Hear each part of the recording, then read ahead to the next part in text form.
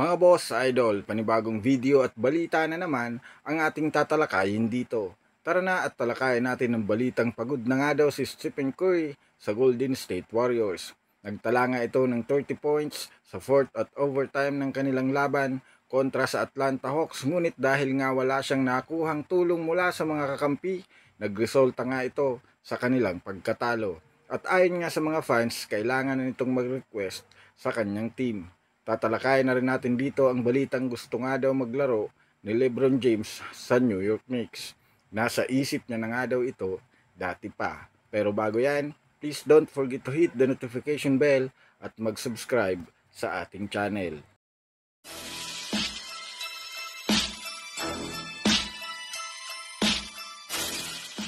Unahin natin dito mga boss, idol, ang balita kay Stephen Curry. 60 big points. Yan nga mga boss, idol, ang naitalang puntos ng superstar ng Golden State Warriors upang makasabay sa mainit rin na team ngayon na Atlanta Hawks. Alam naman nga natin na tinalo ng team na ito ang Los Angeles Lakers ni LeBron. Kaya naman nagpapatunay lamang na nasa kondisyon ang team na ito upang manalo. And guess what? Another win na naman nga ang kanilang nakuha ngayong araw matapos nilang patumbahin ang kanilang kalaban ngayon na Warriors sa overtime. 141 to 134. Yan nga mga boss, idol, ang naging score kung saan nakuha ng Warriors ang kanilang pang 25 talo. Nangangahulugan lamang nito na kailangan na nilang gumawa ng paraan upang maiwasan ang dire-diretsong paglubog nila sa standings. Kaya naman dahil sa kanilang pagkatalo ngayon, kita sa mukha ni Stephen Curry ang lungkot na ibig sabihin kailangan na ng front office ng Warriors ng urgency na gumawa ng trade.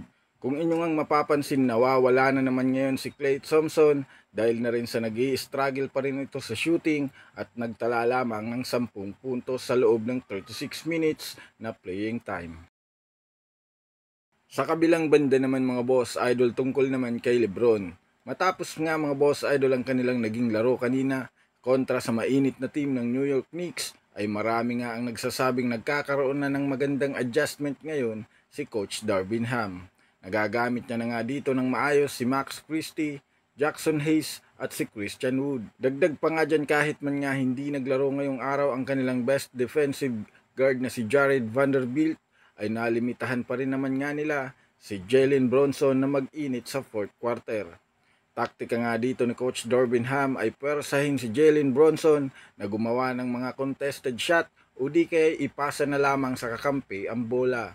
Sa kabuuan mga boss, idol, ng kanilang naging laro, ito ang pinakamagandang ginawang adjustment ni Coach Darvin Ham. At pagkatapos nga ng kanilang pagkapanalo, base sa naging interview ni LeBron, dumaan na rin naman sa kanyang isip ang posibilidad na maglaro para sa New York Knicks. Sa ngayon masasabi nating malabo pa, pero kung sakaling targetin ng Knicks si Bronny James, dito na magkakaroon ng Knicks ng pagkakataon na papirmahin si LeBron James.